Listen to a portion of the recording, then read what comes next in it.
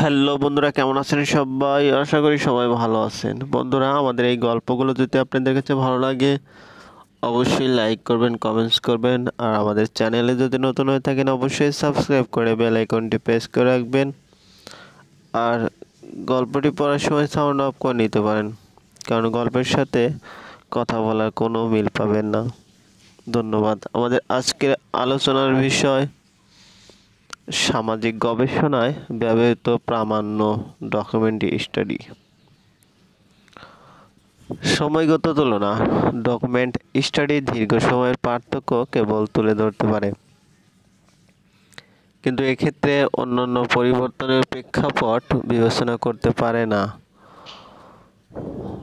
তাছাড়া ডকুমেন্টের ক্ষেত্রে অনেক সময় সময়গত তুলনা করা গেলেও তার সাথে সব প্রাথমিক বিশ্লেষণ থাকে না বিধায় তা সুন্দরভাবে ব্যবহার করা যায় না।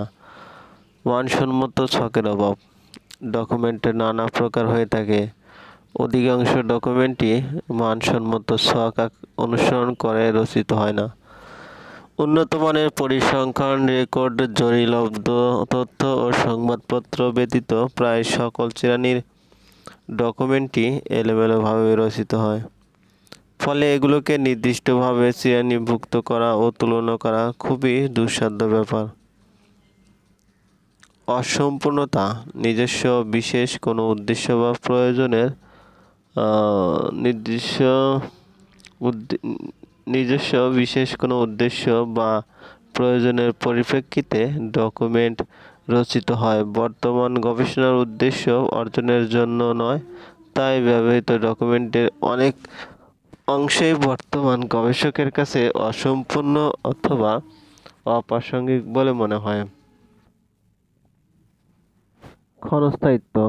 অনেক ডকুমেন্ট, যেমন প্রাচীন পুঁথি, জীবন চরিত্র, চিঠিপত্র ইত্যাদি এমনভাবে লিপিবদ্ধ করা হয় যা দীর্ঘমেয়াদে সংরক্ষণ করা খুবই কঠিন ব্যাপার। সংরক্ষণের অভাবে ডকুমেন্ট ব্যবহারের অনুপযোগী হয়ে পড়ে। এর ফলে ব্যবহারে অনুপযোগী ডকুমেন্টে প্রাসঙ্গিক ও প্রয়োজনীয় অনেক তথ্যই পাওয়া যায় না। মূল্যায়ন। সমাজকর্ম, নীতি ও পরিকল্পনা ধারাবাহিক না হলে তা সমাজের সকল স্তরের জনগণের জন্য সুফল বয়ে নিয়ে আসতে পারে না। তাই সমাজকর্ম, নীতি ও পরিকল্পনা ধারাবাহিক হতে হবে এবং এর একটি নির্দিষ্ট সময় থাকবে। ওই সময় অতিক্রান্ত হওয়ার পর নতুন নীতি ও পরিকল্পনা গৃহীত হয়। তাই নতুন নীতি ও পরিকল্পনা প্রণয়নের পূর্ববর্তী পরিকল্পনা কতটুকু লক্ষ্যার্জন করতে পেরেছে তা মূল্যায়ন করা প্রয়োজন। আর এ মূল্যায়নের ক্ষেত্রে সামাজিক গবেষণা সবচেয়ে সহায়ক ভূমিকা পালন করে। সামাজিক গবেষণার মাধ্যমে সমাজকর্ম, নীতি ও পরিকল্পনা বাস্তবায়ন কতটুকু হয়েছে এবং বাস্তবায়নকালে কী কী সমস্যা দেখা দিয়েছে সে সম্পর্কে তথ্য সংগ্রহ করা যা পরবর্তীতে কার্যক্রম, সমাজকর্ম, নীতি ও পরিকল্পনা প্রণয়নে সহায়ক ভূমিকা পালন করে। উদ্দেশ্য নির্ধারণ। সমাজকর্ম, নীতি ও পরিকল্পনা প্রণয়ন করতে হলে নীতি ও পরিকল্পনার উদ্দেশ্য সুস্পষ্টভাবে নির্ণয় করতে হয়, অর্থাৎ কে করবে, কী করবে, কতটুকু করবে, কখন ও কীভাবে করবে প্রভৃতি। আর সমাজকর্ম, নীতি অর্থ সরবরাহকারী কর্তৃপক্ষের হস্তক্ষেপ। বাংলাদেশে যেসব প্রতিষ্ঠান গবেষণা কর্মের অর্থ যোগান দেয়, অধিকাংশ ক্ষেত্রে তারা গবেষণার ফলাফলকে প্রভাবিত করে। ফলে গবেষণার রিপোর্ট ত্রুটিমুক্ত ও নিরপেক্ষ হয় না। সাক্ষাৎকার গ্রহণের অসুবিধা। তথ্য সংগ্রহের জন্য সাক্ষাৎকারের প্রয়োজন হয়, কিন্তু এ সময় কৌতূহলী জনগণের অমূলক ভিড় ও হস্তক্ষেপ, তথ্য সংগ্রহকারীর প্রতি সন্দেহ পোষণ, উত্তরদানের সময় অপরের হস্তক্ষেপ ইত্যাদি নানা সমস্যার সৃষ্টি হয়।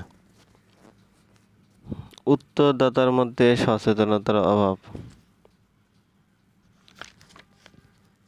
সমাজকর্ম পেশার প্রতি সমর্থন গড়ে তোলা। সামাজিক কার্যক্রমের আরেকটি উদ্দেশ্য হচ্ছে সমাজকর্মের জ্ঞান দক্ষতা ও অভিজ্ঞতার যথাযথ বিভিন্ন ধরনের অভিজ্ঞতা, কুসংস্কার, রক্ষণশীল মনোভাবের পরিবর্তন সাধন করে সামাজিক গতিশীলতা সৃষ্টি করা। সামাজিক কার্যক্রমের অত্যন্ত তাৎপর্যপূর্ণ লক্ষ্য উদ্দেশ্য: সমাজকর্ম পেশার প্রতি সমর্থন গড়ে তোলা। সামাজিক কার্যক্রমের আরেকটি উদ্দেশ্য হচ্ছে সমাজকর্মের জ্ঞান, দক্ষতা ও অভিজ্ঞতার যথাযথ প্রয়োগের অনুকূল জনমত সৃষ্টির প্রচেষ্টা চালানোর মাধ্যমে জনসমর্থন লাভ করা, যাতে জনগণের সমর্থন দিয়ে সমাজকর্মের দর্শন ও অভিজ্ঞতার আলোকে নতুন নতুন কর্মসূচি গ্রহণ করার মাধ্যমে সমাজের প্রকৃত কল্যাণ সাধন করা সম্ভব হয়। সামাজিক আইন ও নীতি প্রণয়নের সুযোগ সৃষ্টি: সংগঠিত দলীয় প্রচেষ্টায় ব্যাপক সামাজিক আন্দোলন গড়ে তোলার মাধ্যমে সামাজিক প্রশাসন ও সরকারকে প্রভাবিত করে প্রয়োজনীয় সামাজিক আইন ও নীতি প্রণয়নের সুযোগ সৃষ্টি করা সামাজিক কার্যক্রমের গুরুত্বপূর্ণ লক্ষ্য উদ্দেশ্য। সামাজিক তথ্য সরবরাহ: সামাজিক কার্যক্রম, সামাজিক নীতি প্রণয়নের প্রয়োজনীয়তা সম্পর্কে এবং নীতি ও কর্মসূচি প্রণয়নের জন্য প্রয়োজনীয় সামাজিক তথ্য সরবরাহ করে। মুখপাত্রের ভূমিকা পালন: সমাজে অনুন্নত অগ্রসর মানুষের মুখপাত্রের ভূমিকা পালন করা সামাজিক কার্যক্রমের লক্ষ্য ও উদ্দেশ্য। সামাজিক কার্যক্রমের মাধ্যমে তাদের সমস্যা এবং প্রয়োজন সম্পর্কে সমাজ নিয়ন্ত্রক ও প্রতিষ্ঠানের গোচরীভূত করা সামাজিক কার্যক্রমের লক্ষ্য ও উদ্দেশ্য আওতাভুক্ত।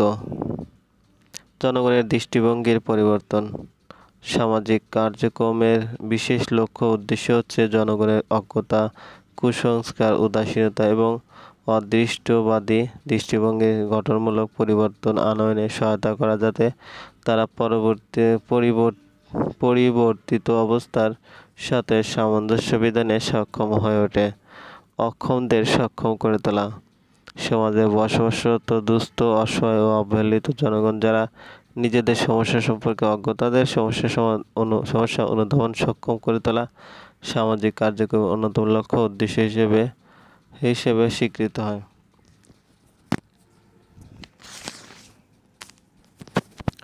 সমাজে প্রচলিত মূল্যবোধ ও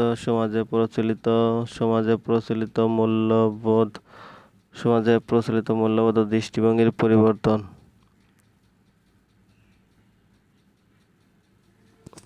সমাজে প্রচলিত মূল্যবোধ ও দৃষ্টিভঙ্গির পরিবর্তন সাধন মানুষের জীবনযাপনের অন্যতম নিয়ামক হলো সামাজিক মূল্যবোধ ও দৃষ্টিভঙ্গি। সামাজিক মূল্যবোধ ও দৃষ্টিভঙ্গির পরিপন্থী কাজকে জনগণ অপরাধ হিসেবে গণ্য করে, কিন্তু কখনো কখনো কোনো নির্দিষ্ট বিষয়ে জনমত গড়ে তোলার জন্য জনগণের এ সামাজিক মূল্যবোধ ও দৃষ্টিভঙ্গির পরিবর্তন সাধন করার প্রয়োজন হতে পারে।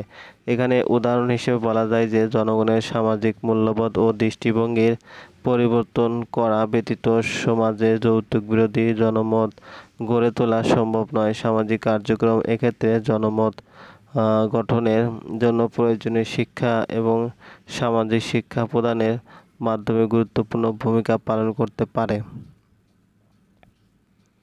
সমস্যা নির্বাচনের মধ্য দিয়েই সামাজিক কার্যক্রমের সূচনা হয়। যে সমস্যাকে কেন্দ্র করে সামাজিক কার্যক্রম গড়ে তোলা হবে, প্রথম পর্যায়ে সেটি নির্বাচন করতে হয়।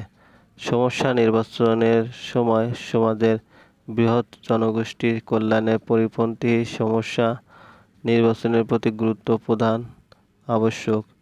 সামাজিক কার্যক্রমের সমস্যা নির্বাচনের সময় সমস্যা সম্পর্কে জনগণের মতামত, সংবাদপত্রে প্রকাশিত মন্তব্য, তথ্যাবলী, পর্যবেক্ষণ ও প্রত্যক্ষণ, সমাজের নেতৃস্থানীয় লোকদের মন্তব্য ও সাক্ষাৎকার, বিভিন্ন প্রতিষ্ঠানের রেকর্ডকৃত তথ্যাবলী পর্যালোচনা, সামাজিক জরিপ ইত্যাদি উপায় অবলম্বন করতে হয়। এসব উপায় অবলম্বনের মাধ্যমে সমস্যা সম্পর্কে বাস্তব ও কার্যকর প্রকল্প গঠনের মাধ্যমে সমস্যার বাস্তবতা তুলে ধরা সম্ভব হয়।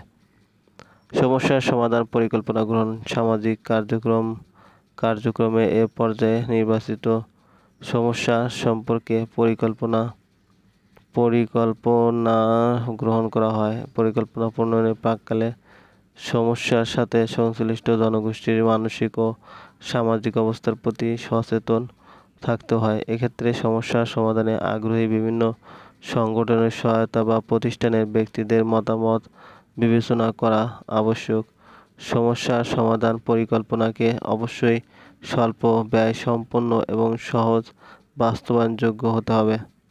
জনসমর্থন সংগ্রহ সামাজিক কার্যক্রমে এ পর্যায়ে গৃহীত সমস্যার প্রতি বিভিন্ন দল ও জনগণের সমর্থন গ্রহণের প্রচেষ্টা চালানো হয়, কারণ জনগণ ও সমাজে অবস্থিত বিভিন্ন দলের সমর্থন ব্যতীত স্বীকৃত সমস্যা সমাধানকল্পে গৃহীত পরিকল্পনা আদৌ বাস্তবায়ন করা সম্ভবপর হয় না।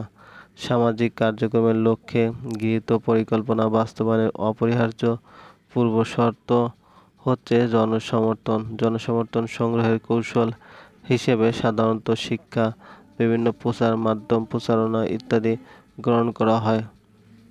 তবে এক্ষেত্রে কোনো অবস্থাতেই বল প্রয়োগ বা বাধ্যতামূলক কোনো কর্মসূচির আশ্রয় গ্রহণ করা উচিত নয়। যথাযথ কর্তৃপক্ষের নিকট প্রস্তাব পেশ সামাজিক কার্যক্রম প্রক্রিয়ার গুরুত্বপূর্ণ পর্যায় হচ্ছে প্রস্তাবিত পরামর্শ বা সমাধানের উপায় সংশ্লিষ্ট কর্তৃপক্ষের নিকট উপস্থাপন করা, কারণ যথাযথ কর্তৃপক্ষের অনুমোদন বা প্রয়োজনীয় পদক্ষেপ ব্যতীত সামাজিক কার্যক্রম চূড়ান্ত লক্ষ্য অর্জন সম্ভব নয়। এখানে যথাযথ কর্তৃপক্ষ বলতে আইন প্রণয়নকারী, নীতি নির্ধারক, প্রশাসনিক কর্তৃপক্ষ ইত্যাদিকে বোঝানো হয়ে থাকে।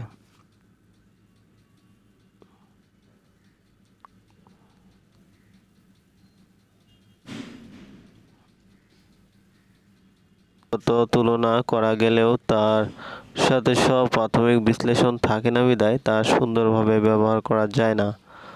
মানসম্মত ছকের অভাব ডকুমেন্টের নানা প্রকার হয়ে থাকে। অধিকাংশ ডকুমেন্টই মানসম্মত ছক অনুসরণ করে রচিত হয় না। উন্নত মানের পরিসংখ্যান, রেকর্ড, জরিলব্ধ তথ্য ও সংবাদপত্র ব্যতীত প্রায় সকল শ্রেণীর ডকুমেন্টই এলোমেলোভাবে রচিত হয়। ফলে এগুলোকে নির্দিষ্টভাবে শ্রেণীভুক্ত করা ও তুলনা করা খুবই দুঃসাধ্য ব্যাপার। অসম্পূর্ণতা নিজস্ব বিশেষ কোনো উদ্দেশ্য বা প্রয়োজনের